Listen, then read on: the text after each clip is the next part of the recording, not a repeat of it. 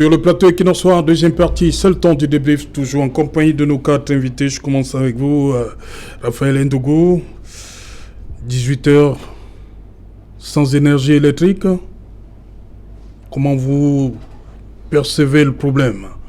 Et surtout lorsqu'on a dans un quartier comme celui-ci où se trouve notre centre de production, Equinox Télévision, qui n'est un secret de personne, d'utilité publique.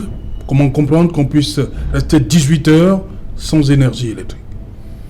Il faut dire que votre PDG, c'est quelqu'un à féliciter. Parce qu'au moins, il a su contrecarrer cela. Si il y avait certaines choses cachées derrière, et donc il a félicité parce qu'il a un générateur qui donne l'électricité ici. Mais c'est dommage. C'est un coup, hein? C'est un très grand coup. Je dis qu'il a félicité parce que quelqu'un d'autre ne parviendrait pas à le faire. Donc, il supporte ce coup-là parce que des gens qu'on a amenés, je ne sais d'où, imposent leur rythme au Cameroun.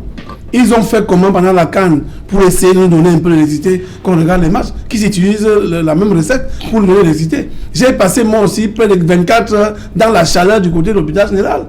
Je crois que ceux qui y habitent le savent. On coupe le courant actuellement à Douala, on ne sait pas trop comment, on n'avise rien, on ne dit rien à personne, mais les factures viendront dans quelques jours. Ça veut dire qu'on va vous dire délai de paiement 10 jours. Si vous ne payez pas, on vient couper. C'est une catastrophe. Quelqu'un avait dit sur la télé de vérité mémoire qu'on ne privatise pas les sociétés de souveraineté. Nous voici aujourd'hui. Des gens travaillent pour que véritablement que le peuple, je ne sais même pas trop comment, quelles expressions je vais utiliser. Parce que tout simplement, qu'est-ce qui se passe avec l'électricité? Dans une ville qui chauffe comme Douala, on prive les gens d'électricité, c'est la catastrophe, c'est qu'on veut rendre les gens bêtes fous. Donc, ceux qui ont amené cet énéo-là continuent à alimenter ceux qui bénéficient sous les tables. C'est leur problème. Mais un jour. Parce que ceux qui travaillent aujourd'hui pour que le peuple se fâche, que le peuple soit remonté contre le président pour le ajustement, parce que ce n'est que lui que le peuple voit, puisque c'est lui qui est à la tête de l'État. Pourtant, il y a des démembrements, des personnes qu'il a nommées pour accompagner, pour travailler pour le peuple. Malheureusement, ils ne le font pas. Qui demande les comptes annuels afin que véritablement les Camerounais ne vivent pas dans cette... Imaginez, avec la vie chère, si vous êtes habitant de Monaco, vous avez gardé vos 2 kilos de maquereau. Ce que vous avez fait, c'est que les enfants ne pourront pas manger d'ici 2 jours. Parce que vous serez obligé de jeter ou essayer de fumer. Donc, comprenons que c'est quelque chose, c'est vraiment déplorable.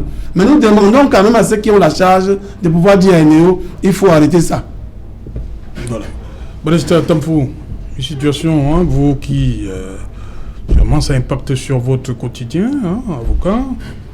Oui, également à la maison. Une fois que vous rentrez, c'est compliqué pour vous également. Oui, la situation est très grave, c'est critique. Nous sommes devant les grandes réalisations. Et nous tous, nous faisons le constat. C'est pas seulement Equinox qui pleure, c'est tous les Camerounais qui pleurent aujourd'hui.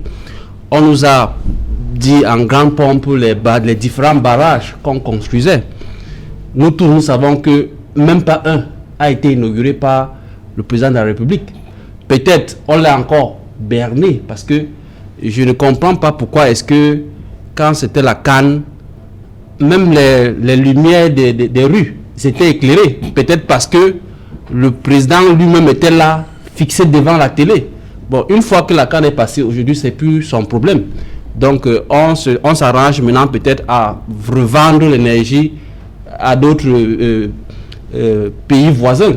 Et c'est ça les conséquences. Donc, moi, je dis que c'est une façon de continuer à provoquer les Camerounais. C'est comme s'il y a quelqu'un ou bien il y a des ennemis du Cameroun qui sont derrière en train de faire tout à ce que ce pays prenne de la flamme et se gâte.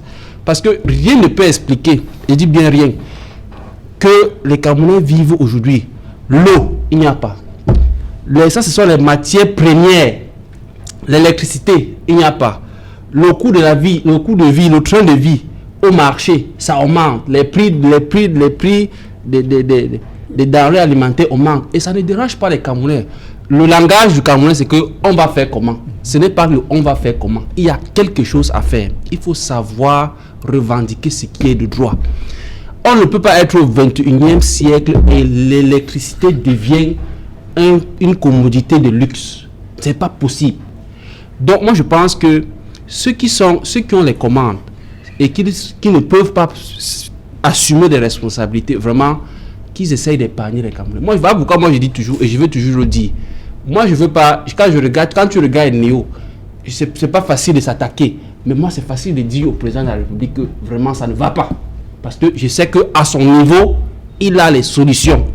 Donc, si à son niveau et qu'il ne le voit pas, vraiment, moi je préfère encore lui dire que vraiment il faut démissionner parce que c'est constitutionnel. Démissionne pour qu'on mette quelqu'un là-bas qui va aller à Eneo tous les jours, réveiller le management d'Eneo pour dire non, vous ne pouvez pas couper la lumière au Camerounais parce que nous savons tous que c'est une entreprise qui a été privatisée. Bien que peut-être l'État ait encore des actions dans cette société, mais ils sont dans leur management. Ils vont donner la lumière à qui ils veulent. Mais on devait d'abord, si on avait privatisé, on devait donner en priorité la lumière aux Camerounais que de donner, de vendre le produit à d'autres pays. Donc je pense que c'est toujours d'autres fléaux ou bien d'autres de mauvaises gouvernances qui vont continuer à enflammer, à envenimer les Camerounais. Je pense qu'il faudra qu'on enquête sur ce problème de l'électricité, qu'on nous dise ce qui se passe dans les différents barrages là. Est-ce que c'est en panne?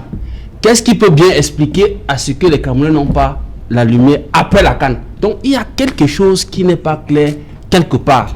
Pendant la CAN, on savait que le président de la République était fixé devant la télé. On a tout fait pour que personne ne se plaigne. Mais pourquoi est-ce que le président, comme la CAN est passée, le président regarde plus la télé? Bon, c'est pas facile pour lui. C'est pas facile pour lui. Moi, je vous dis, c'est pas facile. C'est tout à fait normal. Mais pendant la CAN, il s'est sacrifié pour essayer de voir les choses lui-même. Voilà pourquoi il n'y avait pas d'erreur. Dès qu'il y avait un petit pépin, c'est chacun qui se précipitait à arranger automatiquement. Bon, maintenant, c'est chacun qui tire les ficelles de son côté. Quand vous regardez ce qui se passe, on se plaît à venir brandir aux Camerounais qu'on a acheté les véhicules. C'est seulement au Cameroun qu'on peut voir ça. Ok, c'est un autre point de l'autre. Restons d'abord sur Néo.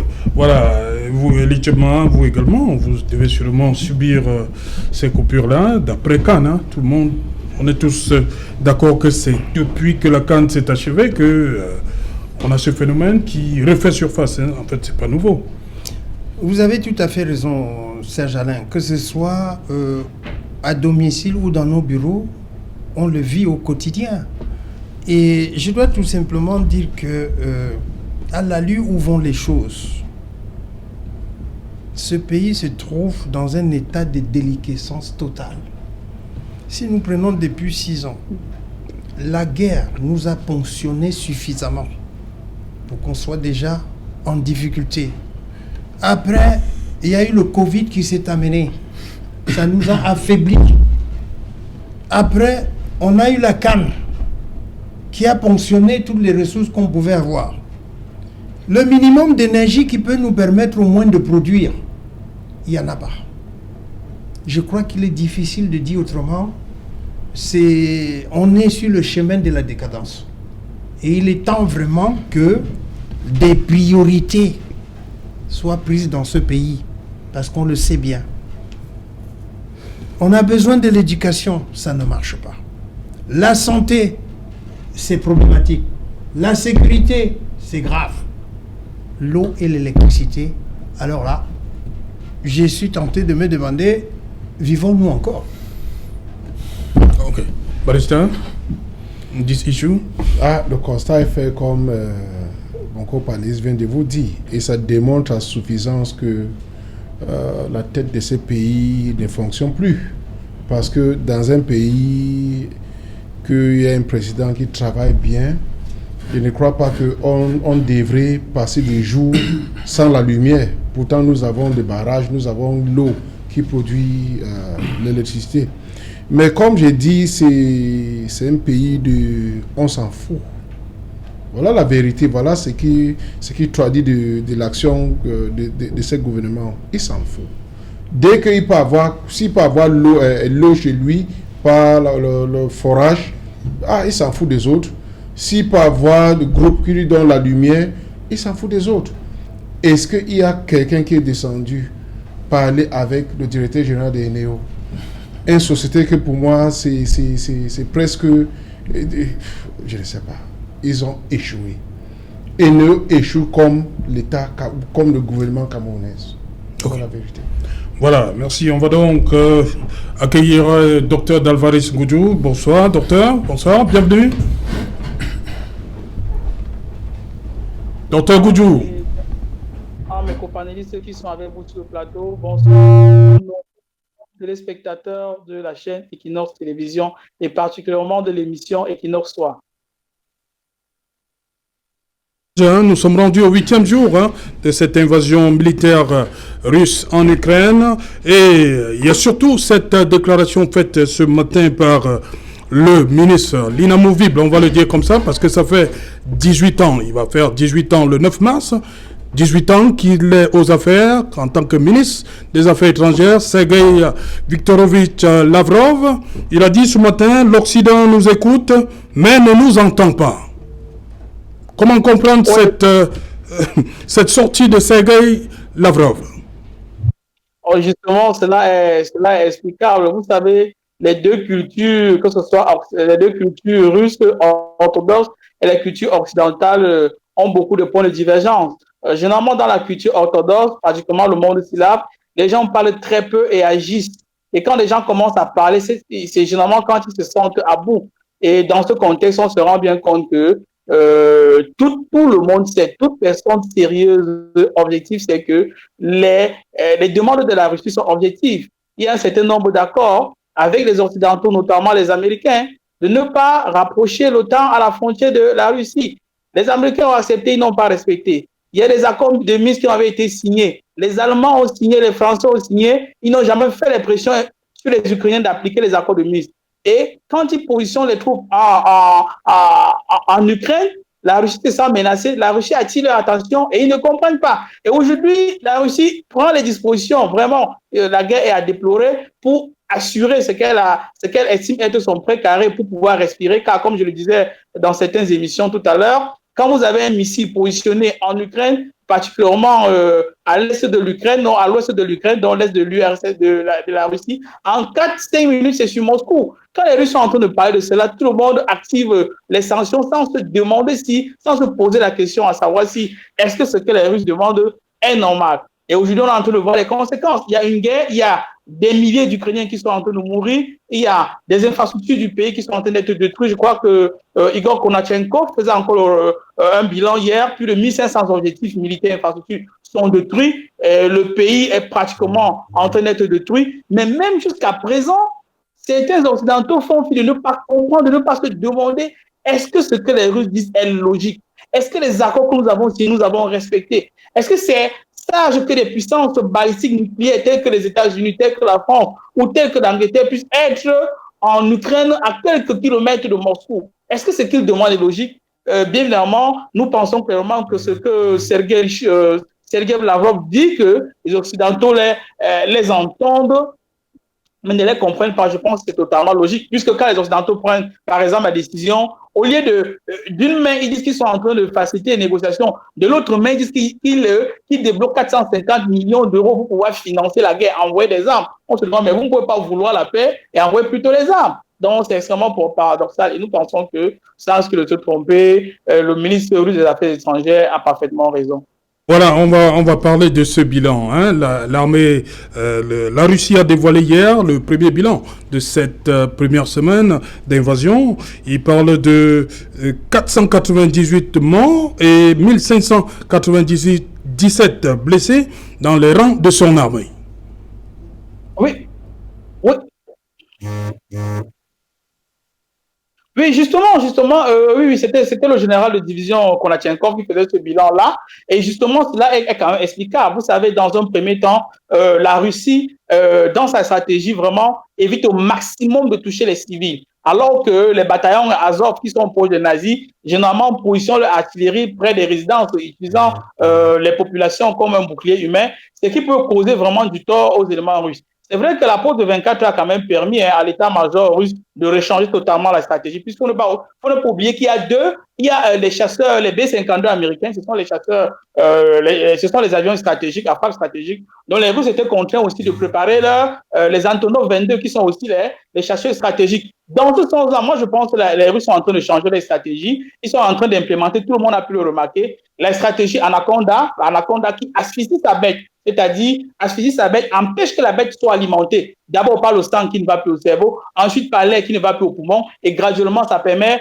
de neutraliser la bête. C'est pratiquement ce qu'on a remarqué avec les lignes qui sont en train de partir à Lviv, vers la Pologne, vers la frontière polonaise, pour empêcher que la livraison d'armes qui peut venir par la terre ou alors par l'aéroport de Lviv, qui est le seul que Kiev contrôle encore actuellement, puisse être possible pour atteindre le champ des opérations. Et ensuite, il y a une asphyxie qui est en train de se déployer autour de Mariupol, autour de la capitale, autour de Kharkiv, la deuxième ville. Et ça évite en ce moment-là que les troupes ukrainiennes sur le terrain puissent avoir un certain soutien. Et graduellement, comme que ce soit le maire de Kiev, que ce soit le maire même de Mariupol tout à l'heure parlait à la télévision, ça évite qu'ils puissent avoir un soutien. Ça, c'est une stratégie d'Anaconda. Et nous pensons que, et tout le monde a pu remarquer, quand les Russes déploient un long convoi de 64 km de blindés, les lourds comme les légers, ça montre qu'ils ne vont pas partir aujourd'hui et ils vont risquer de mettre quelques semaines encore en Ukraine. Car je pense que quelque part, ils se sentent acculés parce qu'en fait, il faut bien le comprendre. Ce n'est pas que les Ukrainiens qui combattent en Ukraine. Le président Zelensky a encore fait un discours hier. Il a appelé la plupart des combattants de par le monde entier, notamment les Européens qui ont une certaine expérience.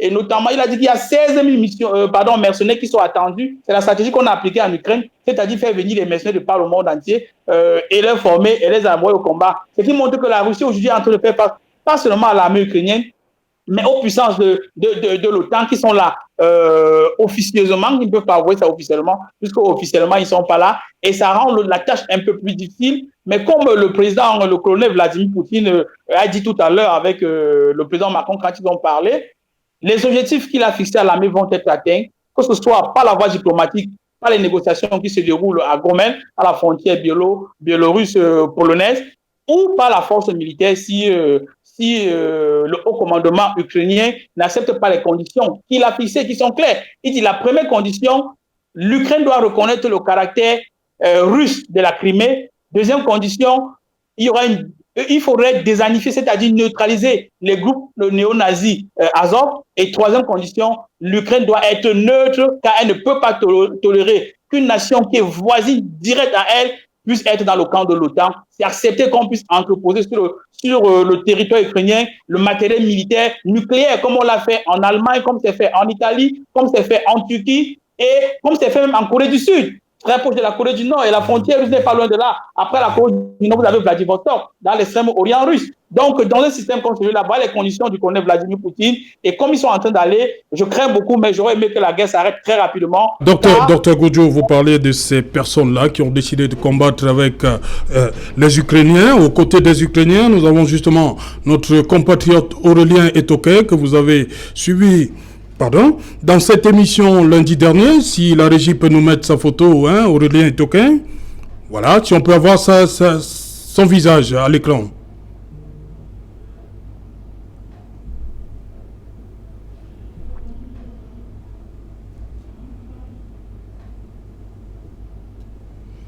Voilà, je vous disais, dans Aurélien Etoke qui est intervenu dans Equinox Soir, c'était lundi dernier. J'ai échangé avec lui ce matin pour avoir les dernières nouvelles d'Ukraine. Il m'a dit exactement ceci, je vais lire, texto, ce qu'il m'a dit. Ce ne serait pas possible, Serge Alain, car je suis déjà au front. Depuis ce matin, j'ai besoin que tu passes le message à ma famille. Voilà, Aurélien Etoke à l'écran. Aurélien Etoke, il dit... La famille Etoke à Douala, au quartier Omnisport, et la famille Motassi Etoke et la famille Oona à Yaoundé, j'ai besoin des prières des Camerounais.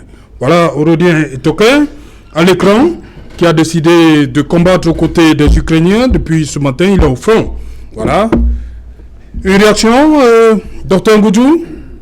Oui, la réaction, c'est que vraiment, nous allons faire toutes les prières pour notre compatriote. D'ailleurs, que j'ai eu l'honneur de faire une émission avec lui la semaine dernière sur votre plateau. C'est notre frère, mais très sincèrement, il est entre le marteau et l'enclume, puisque dans sa situation, il est marié à une Ukrainienne et le père de son épouse est colonel au SBU. Le SBU, c'est le service de renseignement intérieur ukrainien. Donc, en réalité, quelque part, il a comme l'obligation de combattre. Mais très sincèrement, au fond de moi, jamais je n'accepterai qu'un noir parte dans la bagarre de deux blancs. Parce que beaucoup de blancs ne nous aiment pas. Je ne vois pas pourquoi on va aller séparer leur bagarre. Car quand ils vont faire la paix, ils vont nous prendre comme du bétail. La preuve en est, nous avons remarqué nos frères qui sont menacés ces derniers temps à la frontière, qui sont en train de fuir la guerre avec certains Ukrainiens. Mais quand ils arrivent à la frontière pour pouvoir prendre le train, on leur dit, vous les Noirs, vous n'entrez pas, ce sont les Ukrainiens qui entrent. Quand ils arrivent même au niveau des hôtels réservés, ils veulent payer, on dit, vous les Noirs, vous n'entrez pas, c'est pour les Ukrainiens. Si en temps de guerre, quand ils sont en train de fuir, avec le risque de mourir, ils continuent à pratiquer le racisme envers nos frères, très sincèrement, en respectant le combat de mon frère Etoquin, je ne vois pas pourquoi nous, les Noirs, on va aller combattre à leur côté. Ni pour eux, surtout que du côté ukrainien. Il y a le mouvement néo-nazi. Or, les néo-nazis, vous savez que Hitler avait une haine particulière contre les Noirs. Et même en Ukraine, même dans beaucoup de pays où il y a des mouvements néo-nazis, une des cibles prioritaires pour eux, ce sont les Noirs. Mais notre frère, je comprends quand même son combat dans la mesure où il a épousé une Ukrainienne et le père de cette femme est quand même colonel au renseignement intérieur et ses enfants sont Ukrainiens. Donc, quelque part, il s'est senti peut-être poussé à pouvoir prendre un camp et prendre les armes pour cela. Et je respecte sa volonté. Voilà, merci, merci Dr Goudjou. Voilà, et Toké qui est au front depuis ce matin, il demande aux Camerounais de prier pour lui.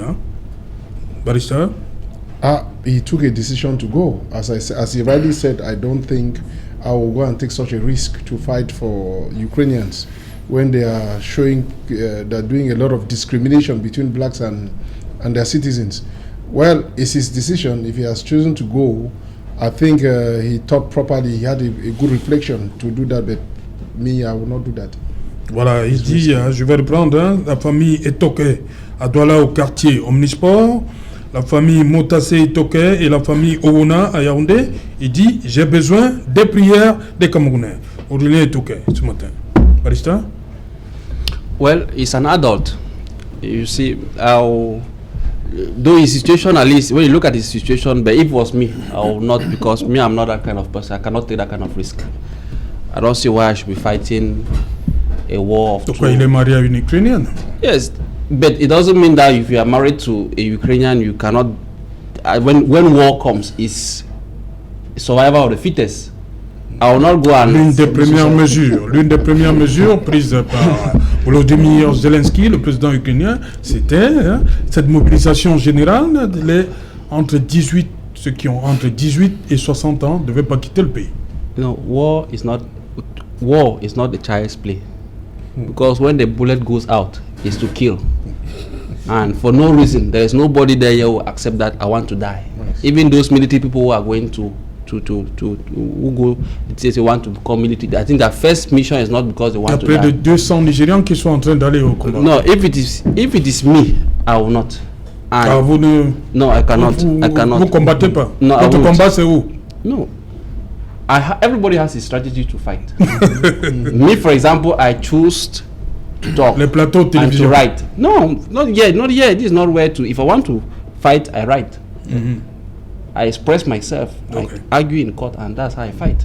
But now, if you have decided to take arms to go and fight, it is his decision. Okay. Me in his place, I cannot do it. So I always simply respect. I always respect his decision and pray for him if the prayers will help him. Il a demandé que les Camerounais, il a besoin des prières des Camerounais. Yes. Raphaël Ndougou.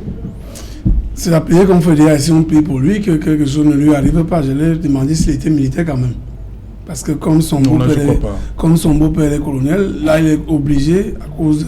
C'est pour ça que les femmes... Non, mais en Ukraine aujourd'hui, ce n'est plus une affaire de militaires, tout le monde. Vous voyez dans les reportages, les avocats, tout le monde a décidé, tout le monde prend les armes. Justement, nous prions pour lui, que quelque chose ne lui arrive pas. C'est la résistance. Que les femmes voient à quel niveau l'homme peut arriver. Voilà, lorsqu'il s'agit d'un lien du mariage. Parce que, honnêtement, comme les autres, je ne vois pas en train de prendre l'arme pour aller quelque part. Parce que, de toutes les façons, quand on voit ce qui arrive aux autres, on peut se dire, ça peut nous arriver. Mais vraiment, comme c'est un compatriote, nous élevons les prières vers le Très-Haut, qu'ils soient épargnés, quelle que soit l'issue de cette affaire. Alors, je termine avec vous, électement. Écoutez, lundi, j'ai écouté avec attention ce garçon. Et il a bien précisé que dès que les événements avaient commencé, ses enfants il a mis sa famille, sont partis et qu'il était obligé. Voilà, c'est ce que j'ai. Il avait bien précisé qu'il était obligé de rester parce qu'il travaille comme fonctionnaire au service d'immigration. Au service d'immigration. Et de deux, l'injonction avait été donnée qu'ils ne peuvent pas quitter. Voilà. Donc je ne crois pas qu'aujourd'hui la prise des armes est volontaire de sa part. Il est dans l'obligation. Ce n'est pas seulement lui. Et je crois que la seule chose qu'on peut faire pour lui, c'est de prier que rien ne lui arrive. Voilà, on sort rapidement avec cette décision. 40 véhicules flambant neufs, alors que de l'autre côté, les enseignants, 11e jour de grève. Je crois qu'il y a quand même des cérémonies qui sont inopportunes. On aurait dû éviter ça? Oui, c'est-à-dire qu'on peut comprendre que la livraison de ces 40 voitures est intervenue au mois de mars, parce qu'on a lancé le marché avant.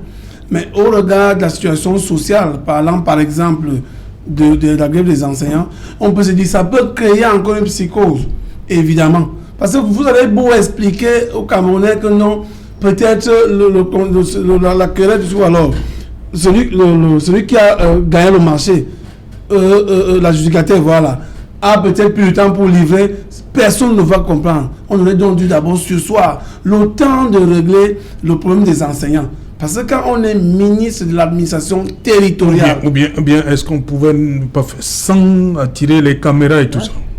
Justement, on dit la même chose. Quand vous êtes ministre de l'administration territoriale, vous êtes donc le garant véritablement de la sécurité du territoire. Et donc, quand il y a grogne, quand les enseignants grèvent, il y a un problème, on peut sursoir, où on dit il faut d'abord voir plus que sur cette affaire. Tout le monde va interpréter que on s'en fout des enseignants. Pour que nous puissions nous exprimer comme nous faisons ici, on est passé tous par des enseignants. Nous avons vu le président Paul Biya saluer son enseignant de l'école primaire au comice agro-passionnel de Bolova. Donc, ce que vous avez également évoqué tout à l'heure, parlant de ces gendarmes qui sont allés au lycée de demander aux enseignants d'aller hors d'établissement, c'est comme dire à un médecin qui dit « Je suis à l'hôpital, mais je ne travaille pas », d'aller dans la rue. Ça m'amène à voir... Les gendarmes demandent aux enseignants d'aller dans la rue. Ce n'est pas normal. C'est-à-dire que j'ai envie de dire à ces gendarmes, un fantôme a dit à un humain à la montée de Mvoli, il y a les cimetières là. Un fantôme? Un fantôme, oui. Les fantômes s'expriment. Que hier, j'étais comme toi. Demain, tu seras comme moi. Parce que j'ai vu les militaires marcher à Yaoundé, monsieur Serjalontou, sautant de la Centrafrique, oui, je crois en 2010, quelque chose comme ça. Si mes souvenirs sont exacts, ils réclamaient leur dû, ils réclamaient leur prime. Donc il n'est pas question que quand il s'agit de l'autre, même si on vous donne des ordres à un moment donné, on peut se dire non. Avant des ordres, dans la oui, on peut peut-être pas dire non qu'on ne va pas, qu'on n'y va pas. Mais tant que ces gens-là n'ont pas fait des casses et autres, c'est eux qui enseignent nos enfants. Il n'est pas question de croire que le fait de les envoyer dans la rue résout le problème.